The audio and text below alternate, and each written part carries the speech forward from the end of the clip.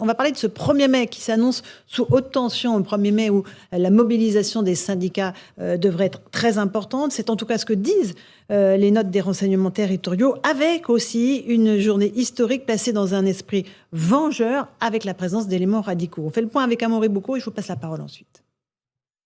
Un 1er mai historique et vengeur. Tel est l'intitulé d'une note des renseignements datée du 24 avril que Europe 1 et CNews a pu consulter et qui anticipe la journée de mobilisation qui va se dérouler à Paris le 1er mai. 80 000 à 100 000 manifestants sont attendus selon cette note.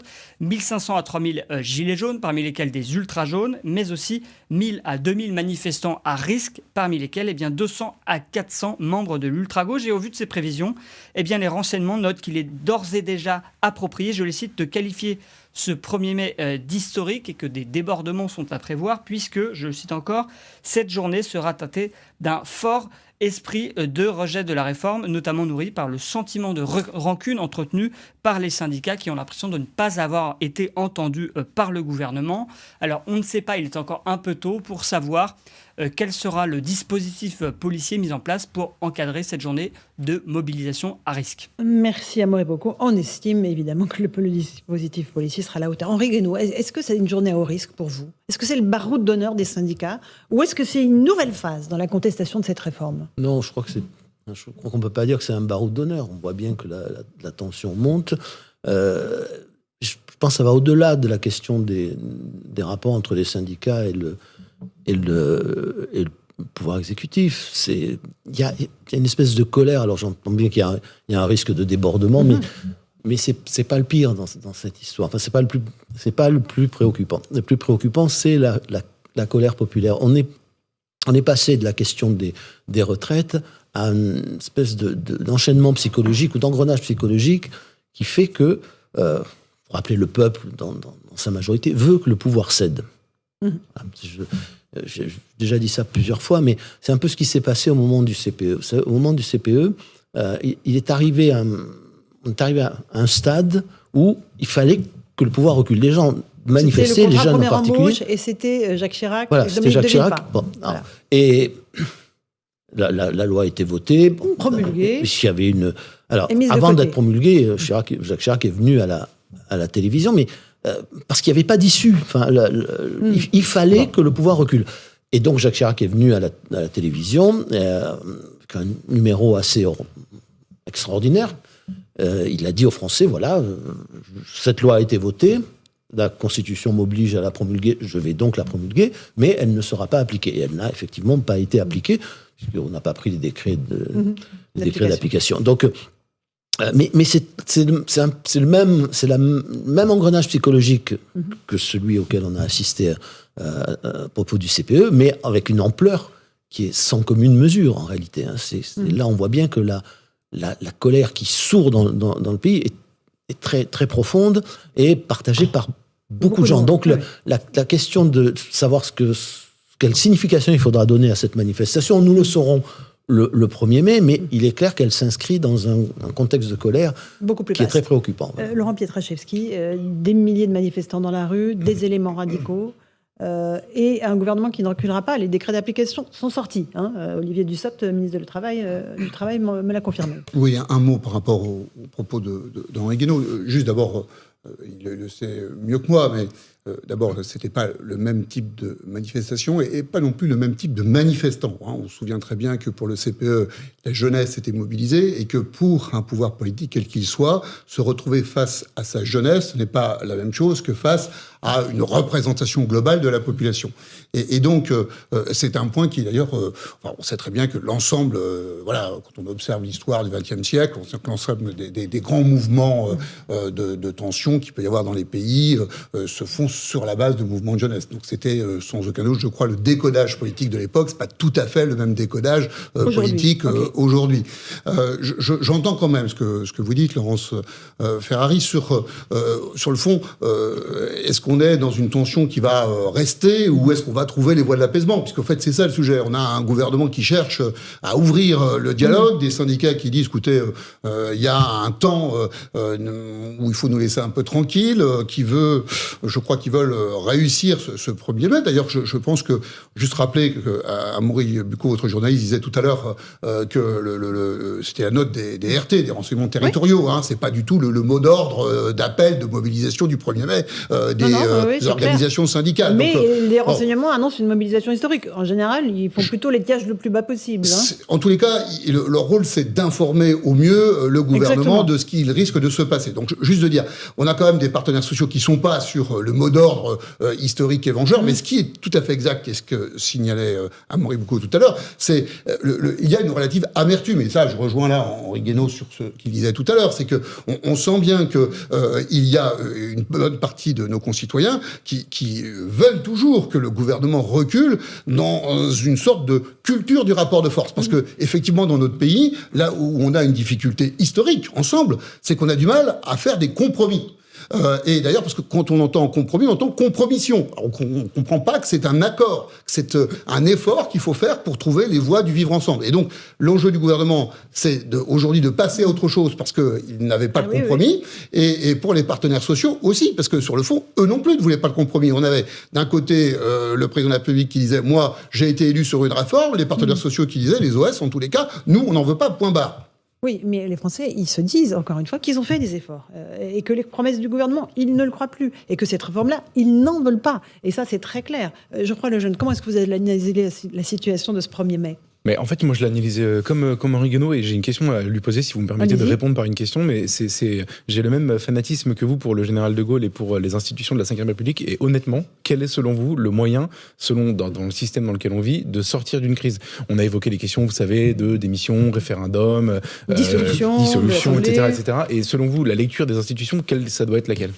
Et celle qui a été faite par tous les présidents de la Ve République qui se sont trouvés confrontés à une situation de ce genre. Bon, à commencer par le général de Gaulle. Alors, je répète toujours ça, mais en 1963, le gouvernement de Georges Pompidou, avec l'accord du général de Gaulle, ordonne la réquisition des mineurs qui sont en grève. Et à l'époque, la grève des mineurs, c'est quelque chose ça a un formidable impact sur l'économie et sur la société. Ça ne fonctionne pas. C'est-à-dire que la grève s'étend au lieu de se réduire. Le général de Gaulle et Georges Pompidou, deux personnages d'autorité, reculent, retirent la réquisition et négocient. En 68, vous connaissez la fin de l'histoire. En 68, on fait les accords de Grenelle. Enfin, d'abord, Pompidou refuse la surenchère de la violence sécuritaire. Il convainc de Gaulle de ne pas évacuer la Sorbonne de force. C'est très violent, 68, notamment pour les forces de l'ordre. Et puis les ouvriers rentrent dans le jeu, et l'obsession de Georges Pompidou, c'est de sauver les syndicats. Sauver les syndicats, parce que sinon, faut se souvenir, les structures de la République, les institutions sont ébranlées. Si les syndicats s'affaiblissent, ils perdent leur légitimité vis-à-vis de leur base, il n'y a plus d'interlocuteurs. Et donc, à 2 reprises, les accords sont négociés. Le premier accord est négocié, Georges Chégui va à Boulogne-Billancourt rendre compte aux ouvriers, il se fait huer, insulter. Et Georges Pompidou réouvre les négociations, il force tout le monde à être autour de la table, et on fait les accords de Grenelle qu'on a connus, comme d'ailleurs on avait fait les accords de Matignon au moment du Front populaire. Donc là, Henri Guénaud, il faut renégocier, il faut retourner devant les syndicats et dire Mitterrand a fait la même chose avec l'école libre, Jacques Chirac a fait la même chose avec le CPE, et même en 95. Mais à chaque fois, c'était des outils différents, il y a eu des dissolutions, il y a eu des référendums. Ma question, c'était aujourd'hui, dans l'état actuel des choses, à votre avis, il vaut mieux quoi, une dissolution ? Non, mais soit vous reculez, c'est-à-dire vous dites, c'est ce qu'ils ont fait, ils ont tous reculé. Les bonnets rouges, rappelez-vous, la loi sur les quotas, elle avait été votée à l'unanimité au Parlement. L'unanimité. Bon, à un moment donné, vous choisissez entre l'extension d'une forme de réforme de révolte fiscale qui a à peu près qui recèle autant de dangers qu'une guerre scolaire. Bon, voilà, ils ont reculé, mais c'était la sagesse. Vous pouvez pas. Enfin, vous pouvez vous battre contre les voyous, vous pouvez vous battre contre les extrémistes, mais vous pouvez pas vous battre contre les ouvriers, les employés, il y a des cadres des pouvez pas. Vous pouvez pas utiliser la violence. Et puis, si ça dure trop longtemps, vous usez l'autorité de l'État, vous usez la police. Voilà. Et donc, à un moment donné, vous perdez sur tous les tableaux. Alors, l'autre solution, si vous voulez pas reculer purement et simplement, elle est dans le référendum. C'est-à-dire, je pense que la solution là de la dissolution, qui a eu lieu en 68 après les accords, elle est pas très jouable parce qu'on voit bien que grand risque est que l'Assemblée qui reviendra soit encore plus ingouvernable que celle-ci. Donc, il reste au président de la République ce qui est son rôle majeur. Son rôle, c'est de garantir l'unité du pays. Eh bien, il peut très bien, et il ne sera pas affaibli par cette attitude. Aucun de ses prédécesseurs n'a été affaibli ni par le recul, ni par l'appel au peuple. Oui, mais et en disant, voilà. Mais la réponse non, vous savez très bien que. Mais il le sait, justement. Mais raison de plus. Enfin, je veux dire, ça veut dire, voilà, cette réforme, je l'ai portée, je pense qu'elle est nécessaire au pays, mais je vois bien qu'elle divise. Après tout, qu'est-ce que dit Édouard Philippe avec l'accord d'Emmanuel Macron à la fin des Gilets jaunes, après avoir trop tardé, il dit mais une taxe ne justifie pas qu'on divise le pays. Et il a retiré la taxe trop tard, mais il l'a fait. Bon, mais là c'est pareil. Le président disant je suis garant de l'unité du pays et donc je vais soumettre à référendum. Il vous appartient de trancher. Voilà. Et donc je vous donne la parole. Je donne la parole au peuple. Il sait très bien que il va perdre. Tout le monde le sait. Mais parfois on se grandit en acceptant cette forme d'humilité, mais d'humilité face à sa fonction. Oui, Laurent Pietraszewski, le référendum. Oui, alors moi j'entends Henri Guénaud, et puis il a je crois, ce côté sage ici de nous apporter de son expérience. Juste repartager avec lui, avec vous tous, quelques éléments de réalité politique, simplement. Évidemment, le président de la République n'a strictement aucun intérêt à dissoudre l'Assemblée au regard de ce qui risque d'arriver, c'est-à-dire non pas forcément d'ailleurs d'avoir un débat à nouveau sur les retraites, mais tout simplement l'arrivée massive de députés du Rassemblement national dans l'hémicycle. Donc il n'y a aucun intérêt à le faire. Et quant au deuxième sujet, la question c'est celle de la voie de passage. C'est-à-dire, est-ce qu'il existait autre chose que le projet de loi qui a été proposé par le gouvernement? On a d'ailleurs souvent débattu ici sur ce plateau. En fait, la question, quand on a et vous avez défendu notre réforme deux positions qui étaient antagonistes, qui le sont toujours, entre l'argent, il n'y a qu'à le prendre ailleurs, pardon pour la caricature, version organisation syndicale, et il n'y a qu'à travailler plus, pardon pour la caricature, version gouvernementale. Il y avait sans doute d'autres projets. Moi, j'en ai porté d'autres. Voilà. La réforme universelle. Il faut transformer en profondeur notre système de retraite, parce que ce qu'on a fait pendant presque 6 mois maintenant, c'est qu'en fait, on a passé en revue toutes les inégalités qui existent dans le système actuel. Et en fait, au final, tous ceux qui se plaignent de ces inégalités voudraient surtout qu'on ne touche à rien, qu'on laisse le système tel quel et qu'on continue à partir à 62 ans. Donc ça manque, moi je le crois, d'ambition sociale. Si on a de l'ambition sociale, on repose des choses à plat, on en rediscute. Je crois que la question, elle vaut pour les uns comme pour les autres en la matière quand même. Bon, donc pour le gouvernement et pour les partenaires sociaux. Henri Guénaud, un dernier mot. Si on suit ce raisonnement, ça veut dire qu'il y a tout intérêt à retirer au moins la mesure d'âge et à dire on va rediscuter beaucoup plus largement. D'ailleurs, je pense que la question des retraites ne peut pas être posée indépendamment de tout le reste, indépendamment, par exemple, des mutations du travail, parce que, en fonction des mutations du travail, la base, enfin, l'assiette du financement, elle se modifie. Donc, il faut peut-être y réfléchir. De même que si vous laissez les salaires en retard sur l'inflation, vous allez créer un écart de plus en plus important entre, d'un côté, les retraites qui sont indexées, même si elles sont sous-indexées, et puis les revenus qui ne sont pas indexés. Donc, voilà, il y a toutes les bonnes raisons de retirer au moins la mesure d'âge et de réfléchir à nouveau de façon posée. Il n'y a aucune urgence à faire cette réforme, ni dans le rapport du corps, ni dans aucune statistique. On poursuit. Je suis content de voir qu'il y ait autant d'enthousiasme. Merci. Mais pour votre réforme. Autant d'enthousiasme pour ce projet de réforme universelle. Voilà. Mathieu Vallet, vous êtes commissaire de police. La note des renseignements parle de 1500 à 3000 gilets jaunes, dont une partie d'ultra jaunes, 1000 à 2000 éléments à risque. On parle là d'éléments radicaux, de black bloc. Ça risque d'être absolument très compliqué sur le terrain pour les policiers et gendarmes engagés à Paris, notamment. Oui, tout à fait. Alors, policiers, aux gendarmes parisiens, mais aussi sur toute la métropole. Sur tout le territoire même. Tout à fait. Moi, je pense que le titre choisi par les services de renseignement territoriaux, et vous avez raison de souligner tout à l'heure, sont souvent à propos et pertinents parce qu'ils ont tous les capteurs au sein de notre société pour faire remonter au pouvoir politique ce qui ressent dans les territoires, ce qui ressent dans la population. Et aujourd'hui, dans le pays, il y a une colère profonde qu'on voit régulièrement par des cortèges sauvages, qu'on voit par des voyages officiels, par des ministres ou des membres du gouvernement qui peuvent plus se déplacer tranquillement. On l'a vu à Gare de Lyon avec le ministre de l'Éducation nationale, on l'a vu encore aujourd'hui avec la secrétaire d'État chargée du service national universel à Versailles. Donc, ce qui inquiète aujourd'hui les policiers et les gendarmes, c'est qu'on a peur que le 1er mai soit volé par les délinquants violents qui viennent semer le chaos et la violence dans le pays. Et aujourd'hui, Laurence Ferrari, moi j'ai parlé beaucoup récemment avec des collègues des services de renseignement, on a une politique forte et une volonté politique forte pour lutter contre l'ultra-droite, qu'on mette cette même volonté politique pour lutter contre l'ultra-gauche. On a laissé prospérer dans le pays, à Bordeaux, à Toulouse, à Rennes, à Lyon, à Lille, à Nantes, exactement, dans toutes ces villes en fait où à chaque fois les cortèges sont émaillés d'incidents et de violences très dures envers nos collègues, envers nos institutions, envers même les outils des commerçants comme les banques, comme les agences bancaires, comme les agences commerciales ou les agences encore immobilières. On voit bien que cette volonté politique manque cruellement. On manque de cadres juridiques et administratifs et judiciaires pour lutter contre ces individus violents. On manque d'une volonté judiciaire, notamment de certains magistrats qui idéalisent ces combats. Et honnêtement, on est en train de payer les pots cassés de plus de 40 ans de laisser aller sur cette thématique de l'ultra-gauche, parce que vous avez évoqué tous ces profils qui en réalité appartiennent à la même mouvance de l'ultra-gauche. C'est Black Bloc, c'est l'ultra-gauche, on est d'accord. Là, dans les éléments radicaux, il n'y aura pas d'ultra-droite dans lundi. Alors l'ultra-droite, en fait, comme il y a une volonté politique forte et qu'on a les moyens de lutter contre ces groupuscules, comme les dissoudre, comme les suivre, comme faire des interpellations bien avant leur passage à l'acte, on a très peu d'éléments d'ultra-droite qui participent à ces exactions violentes, à ces actions contre les policiers et les gendarmes. Et ce qui blesse aujourd'hui profondément nos collègues et nos camarades de la gendarmerie, c'est qu'on nous explique que le problème, c'est ce fameux mot qui a été inventé de toutes pièces pour nous discréditer et démolir notre institution des violences policières. On nous demande de bien se souvenir de rappeler le RIO qui est censé nous identifier comme si qu'on a vu.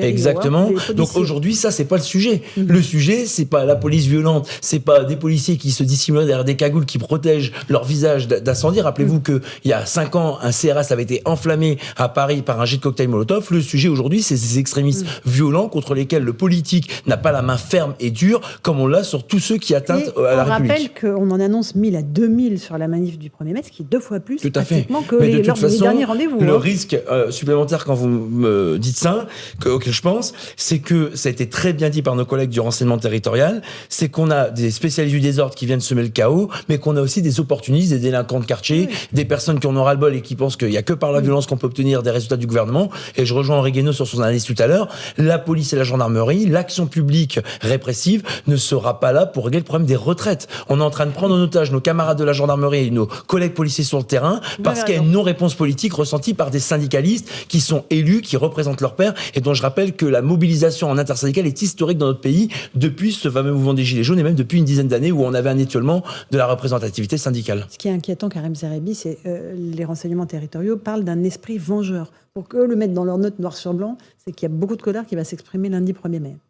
Oui, beaucoup de colère, mais là, quand on parle des Black Blocs, on n'est pas dans la colère. On est dans la volonté de tuer du fonctionnaire de police, de venir semer le chaos dans une manifestation. Les mots d'ordre n'ont que peu d'importance pour les Black Blocs en réalité. Et les Black Blocs, ils bénéficient du renfort de Black Blocs européens, les Black Blocs français aussi, on le sait. Et donc, ce qui va grossir leurs effectifs. Non, ce qui est inquiétant dans ce qui peut se passer le 1er mai, c'est que c'est vrai que je crois que nous aurons une grosse manifestation parce que c'est peut-être la dernière avant l'été de cette ampleur-là. Il y a la réforme des retraites. Mais ça dépasse largement la réforme de retraite. Et on le sait tous, nous avions un boulanger que tout à l'heure avec nous. On voit bien qu'il y a énormément de Français qui n'en peuvent plus, qui sont en souffrance, en désespérance totale. Cette colère par l'intersyndicale, elle a été maîtrisée jusqu'à présent. Le risque, c'est qu'elle ne le soit plus. Et que cette colère se transforme, je dirais, en volonté de combat. Et c'est les forces de l'ordre qui seront en face. Henri Guénaud, sur ce qui peut se passer. Je pense qu'il y a une sous-estimation par le pouvoir politique, par le gouvernement et par une partie de la classe politique, de l'état de la société. Voilà. Il y a des moments où on peut se permettre certaines choses et puis d'autres, on ne peut pas. Donc la société, aujourd'hui, elle est au bord de la rupture. C'est pas la seule. Hein. En Occident, la plupart des sociétés sont confrontées à une crise démocratique, sociale, qui est très dangereuse. Bon, ça, c'est la première chose. La deuxième, c'est que il faut pas oublier une chose, c'est que la violence est épidémique. C'est-à-dire que le risque, le plus grand risque, c'est pas seulement les Black Blocs qui cherchent ça, ou l'ultra-gauche. Ce qu'ils cherchent, c'est l'incident. Ce qu'ils cherchent, c'est à forcer les forces de l'ordre, à charger une foule. S'ils pouvaient piétiner des enfants et des femmes, alors ils auraient atteint leur but. Ils auraient déclenché une violence, pour le coup, vengeresse, et elle se répandrait d'une façon... C'est une chose d'avoir 3000 Black Blocs, c'est une chose d'avoir une foule de plusieurs dizaines de milliers de personnes qui part en vrille, et qui décident de tout casser ou d'aller demander des comptes au pouvoir politique.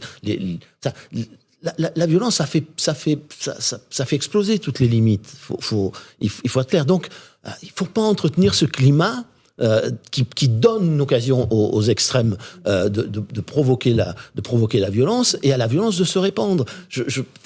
Et puis, il y a quand même quelque chose que je trouve très problématique dans nos sociétés, et la nôtre en particulier, c'est que si le pouvoir ne réagit jamais quand les manifestations se passent bien, il dit c'est pas grave, hein.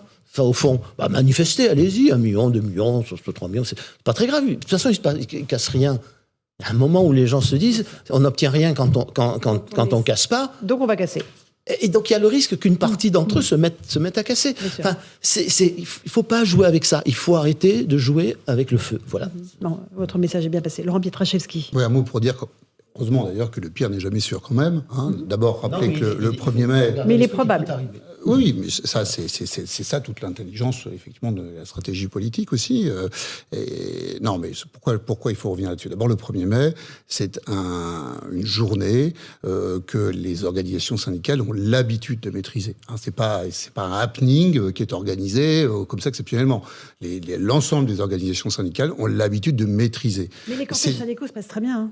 Mais justement, c'est pas le problème, c'est ce qu'il y a devant. On sait bien que le sujet... C'est les Black Blocs devant. Voilà, au sujet du coup, donc on a un premier point qui est l'expression, je dirais, démocratique et importante des organisations syndicales. Et puis, on a ce que, d'ailleurs, le commissaire a rappelé tout à l'heure, cette violence par opportunité, ces professionnels de la violence qui viennent s'immiscer en amont, d'ailleurs, maintenant, la plupart du temps, des cortèges, de manière à la fois, je crois, à exprimer leur violence, leur rejet de tout ce que la société est, mais aussi de créer de la perturbation. Donc, le sujet pour le gouvernement, c'est à la fois d'entendre et de permettre ces manifestations du 1er mai, qui sont quand même des manifs qui sont un temps fort de notre vie démocratique, faut quand même le dire, et puis en même temps de juguler, de tout faire pour que la violence potentielle ne se développe pas. Alors le point qu'on peut retenir, je crois aussi, de ce qu'a dit Henri Guénaud, c'est qu'effectivement, les forces de police sont sous pression depuis plusieurs mois. Elles ont beaucoup été sollicitées, elles le seront encore. Et donc, le point de vigilance que nous avons, là, je dirais collectivement, et qui appartient d'ailleurs au pouvoir politique, là, au gouvernement, c'est effectivement de pouvoir apaiser l'ensemble de notre corps social, de trouver les mots et la voie. Donc, je crois que le débat qu'on voulait avoir aujourd'hui, c'était est-ce que, sur le fond, Elisabeth Borne a trouvé les voies de cet apaisement au travers de son expression, de ses 100 jours. Regardez, on n'en a pas parlé une seconde, donc c'est vite fait. En vous écoutant, j'ai effectivement le sentiment que c'était pas encore le cas. Voilà. Et donc, ça veut dire qu'il y a encore du boulot pour le gouvernement en la matière. Mais petit rayon de soleil dans ce ciel un peu gris qu'on vient de dépeindre. J'ai quand même, moi, bien compris que les syndicats réformistes, on peut dire au moins la CFTC, la CFDT, ont déjà quand même envoyé clairement des messages. Ils reviendront après le 1er mai à la table des négociations parce que pour eux, c'est important de faire avancer les droits des salariés. Alors, je vois qu'Henri Guénaud est dubitatif. Ça dépend ce qui se passe le 1er mai et ça dépend de leur base aussi. C'est-à-dire que, encore une fois, plus on pousse le bouchon, si je puis me permettre cette expression triviale, et plus on risque de mettre en difficulté les syndicats, enfin en tout cas les appareils syndicaux. Parce que les appareils syndicaux, ils ont aussi une base. Ah oui. Et qui les dépasse largement désormais. Hein. Voilà, donc il faut pas les mettre dans un... Enfin, je reviens à 68, il faut pas les mettre dans un piège, les enfermer dans un piège en disant c'est bien, tant pis pour eux. Je veux dire, non, s'ils s'affaiblissent trop, c'est tant pis pour nous tous. Alors, un tout petit mot peut-être, Karim, parce qu'après j'aimerais qu'on dise un mot d'Elisabeth Borne. Non, mais je suis totalement d'accord. Ce que je veux dire, c'est que la CFDT, évidemment qu'elle est toujours ouverte au dialogue. C'est pas elle qui ne l'a pas été jusqu'à présent. C'est plutôt du côté d'Emmanuel Macron. Mais sa base a entendu les fins de non-recevoir. Et c'est pas parce que les dirigeants de la CFDT aujourd'hui, voire de la CFTC, voire de l'UNSA sont d'accord pour revenir à la table du dialogue, que les bases dans les territoires sauteront de joie à ce retour au dialogue. Ils seront toujours dans les cortèges, ils seront toujours en colère et ils le manifesteront. Alors, la Première ministre a parlé à la mi-journée pour donner sa feuille de route pour les mois à venir. On n'en a pas beaucoup parlé parce qu'il n'y avait pas grand-chose. La seule chose qu'on a retenue, c'est